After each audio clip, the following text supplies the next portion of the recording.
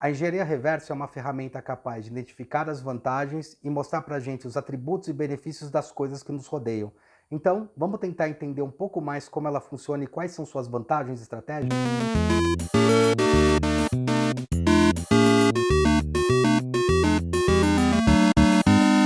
Olá, meu nome é Hugo Janelli, sou professor universitário, design de produtos, sócio criativo da Atom Studios, youtuber e podcaster. E hoje a gente vai entender um pouco mais sobre essa história da engenharia reversa. Ela é mais antiga do que você possa imaginar. Durante a Primeira Guerra Púnica, no total de três, que ocorreram entre os anos de 264 a 241 a.C., do período helenístico, o Império Romano batalhava arduamente com o Cartago para tentar ter o domínio do Mediterrâneo, entre as terras ali da Sicília e África do Norte. A grande jogada foi quando a República Romana conseguiu capturar alguns navios através de uma engenharia reversa, estudar de que maneira eles funcionavam e construir mais 200 embarcações no período de 60 dias. As quinquerremes, portanto, eram os barcos que foram desenvolvidos através da engenharia reversa dos barcos capturados do Cartago, para poder contra-atacar. Dessa maneira, eles conseguiram obter o domínio dessa guerra. Esse é o primeiro momento em que acontece um relato escrito e descrito sobre a engenharia reversa. Na Primeira Guerra Mundial, por exemplo, Roland Garros, que era as na aviação francesa, desenvolveu uma tecnologia que colocava umas pás nas suas hélices para evitar que as metralhadoras atingissem. Um tempo depois, ele foi capturado e o pessoal pegou e fez uma engenharia reversa, desenvolvendo uma metralhadora que conseguisse ir no tempo exatamente que a hélice ia girando para poder atingir o motor. Quem desenvolveu isso foi Anthony Fokker, dos aviões Fokker, e ele instalou essas metralhadoras nos aviões Fokker Endenter. Na Segunda Guerra Mundial, os aliados pegaram os projetos dos containers de gasolina alemães e desenvolveram para eles mesmos, porque esses containers que levavam o combustível tinham muito mais capacidade de litragem. Então os caras pegaram isso e desenvolveram de uma maneira também para eles terem vantagem estratégica.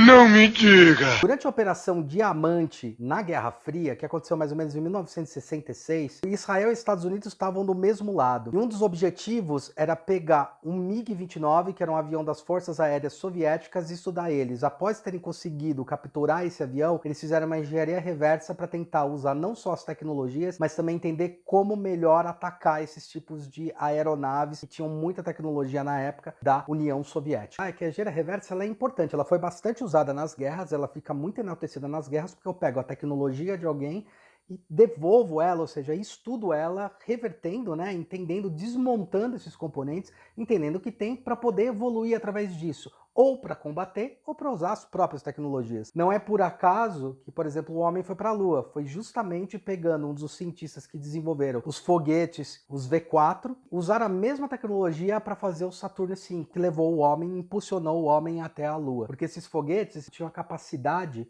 de sair da estratosfera. Para ficar mais fácil de entender o que é essa engenharia reversa e também a gente entender que isso não precisa estar em guerra, você pode desenvolver ou até analisar várias coisas para entender como elas funcionam. E eu estou falando até de questões biológicas, né? Eu posso pegar um animal e entender como é que ele se comporta em certas regiões e conseguir desenvolver isso, falar sobre empréstimo, biomecânica. A gente pode estudar essas coisas através da engenharia reversa. Eu vou dividir isso em duas macro categorias que vai ficar muito mais fácil da gente entender, que são atributos e benefícios. O que são os atributos? Aquilo que é físico, aquilo que eu posso tocar, aquilo que o objeto me mostra que é, ou que a gente pode falar que é tangível. O que são os benefícios?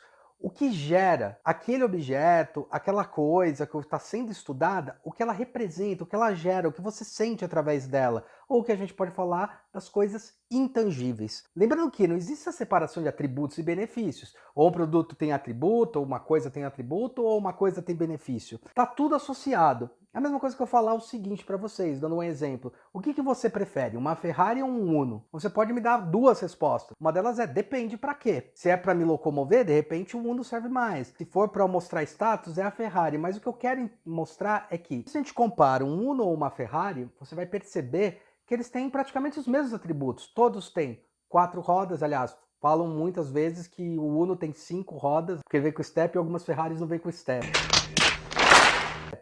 Eles são vermelhos, eles podem ser vermelhos, tem volante, tem assento, tem tudo, tem motor.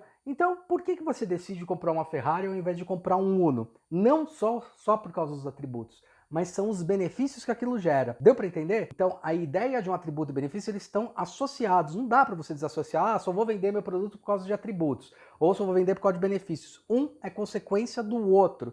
Um ajuda o outro a se desenvolver, beleza?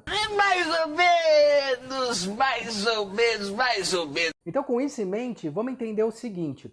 A engenharia reversa é a nossa capacidade de desmontar, desmembrar, entender, investigar uma coisa. É muito normal a gente achar que só engenharia reversa é quando você desmonta alguma coisa, igual a gente faz aqui na anatomia das coisas, que a gente vai desmontando e mostrando tudo ali desmontado em cima da mesa e falando para que serve cada coisa. Aquilo lá não está só associado à tecnologia, tá? Está associado a entender, a pegar as coisas como elas funcionam, os atributos como elas funcionam, e desmontando, ou ir desenhando, ou ir entendendo como elas funcionam, e esse entendimento são os benefícios. Então, portanto, a partir do momento que eu desmonto e começo a avaliar para que serve o parafuso, para que serve a placa de circuito, para que serve tal elemento, e eu vou anotando, eu vou classificando isso, eu vou gerando um documento que vai me facilitar eu entender isso. Isso é a verdadeira engenharia reversa. É eu pegar algo, estudar ele na minúcia, entender para que serve cada elemento. Então, por exemplo, tem uma tecnologia que os caras estão querendo desenvolver, que é a capacidade de você conseguir subir nas paredes. E uma das coisas que os caras estão testando são as patas das lagartixas. Pô, por que aquelas mini ventosas, aquelas micro ventosas conseguem agarrar em qualquer superfície e não escorregam? Como é que eu posso pegar aquilo lá e criar um produto maior com isso? Criar um produto para as pessoas com isso? Uma outra coisa também foi muito usada essa engenharia reversa, por exemplo, não só de estudar tecnologia, mas estudando animais e outros comportamentos, foram os maiôs que eu acho que foram estreados mais ou menos na Olimpíada de 2004 ou 2008, que eram umas roupas totais de alguns nadadores que eram baseadas em escamas de tubarão. Eles estudando as escamas de tubarão, eles perceberam que como eles estavam desenhados e sobrepostos, essas escamas, eles davam mais hidrodinâmica para esses animais. O que eles fizeram? A gente fez aquilo lá que a gente chama de empréstimo. Pegamos essa ideia, esse empréstimo do como funcionava no corpo do tubarão e desenvolveram uma roupa especial para ter menos arrasto hidrodinâmico, aumentando muito mais a eficiência dos nadadores. Tanto que foi discutido se isso era válido, se não era. Então isso é muito utilizado. É muito normal você usar alguma coisa como referência. Então, portanto, a engenharia reversa, por mais que pareça um termo técnico, engenharia reversa, parece que você só vai desmontar objetos. Não, você está analisando, identificando várias coisas do seu cotidiano. De certa forma, o que foi feito, por exemplo, no vírus que a gente conhece bem, foi uma engenharia reversa de como funcionava esse vírus. Fizeram uma engenharia e entenderam para conseguir criar uma vacina. Então a engenharia reversa está muito mais associado a eu conseguir, no momento que eu estou estudando qualquer objeto, material, elemento, biológico, mecânico, qualquer coisa, eu entender como ele funciona, de que maneira ele funciona. Eu vou revertendo, eu vou desmontando, entendendo parte por parte e o que eu posso usar a favor para o desenvolvimento de uma nova tecnologia. Lembrando que tecnologia, eu considero tecnologia fogo. Fogo é tecnologia. Tanto que não é por acaso que Prometeus foi agrilhoado, né, por Zeus quando trouxe o fogo. O fogo, para o ser humano, o fogo ele representa o quê? Conhecimento, tecnologia. Ele foi punido por isso. O fogo é uma tecnologia, né? A capacidade de você escrever é uma tecnologia. Saiu da pena, começou a se desenvolver para caneta, depois desenvolveu para computador. São avanços tecnológicos. Tecnologia não é só aquilo que está acontecendo nesse momento. Tecnologia é tudo aquilo que nos auxilia. Espero que vocês tenham gostado do vídeo, tenham entendido o que é essa tal dessa engenharia reversa. Não se esqueça de se inscrever no canal, dar joinha, que isso é muito importante pra gente. Você diz ao YouTube se tá valendo a pena ou não esses conteúdos. Espero que vocês tenham aprendido um pouco mais sobre o que é essa tal de engenharia reversa. E usem ela mais constantemente, serve para qualquer âmbito da sua vida. Não se esqueça de ouvir nossos podcasts e até a próxima!